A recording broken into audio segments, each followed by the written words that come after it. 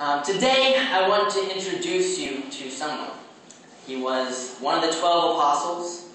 He was numbered amongst the 3 closest friends Jesus had while he was on earth.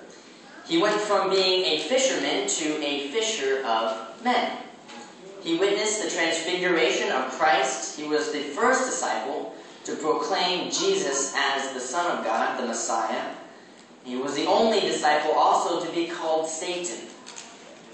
He was the only disciple to walk on water with Jesus, and he was called Petros, meaning rock. And then he also denied 3 times even knowing Jesus. He witnessed the sufferings of Christ, and he went on to be a monumental figure in the early church, testifying to God's sovereignty and power in salvation, and ministering to various pockets of believers throughout the known world, and very specifically in Asia Minor.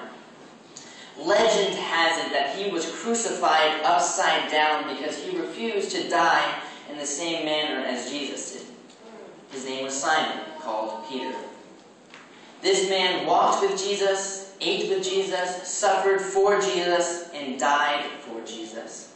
And his life is a tremendous example of growth in the faith, and he went from being one of the most foolishly self-confident disciples to one of the most utterly Christ-dependent leaders, ultimately giving his life for Christ in the end. But one of the best ways we can get to know someone's heart and mind is through their letters that they wrote.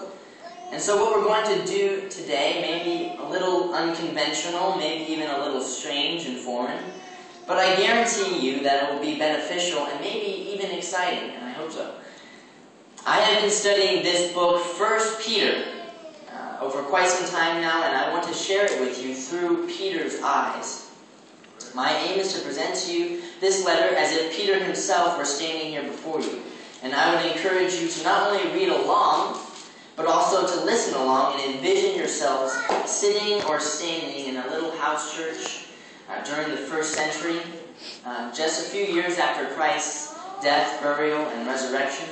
And also, you're in the midst of severe oppression and persecution for your faith.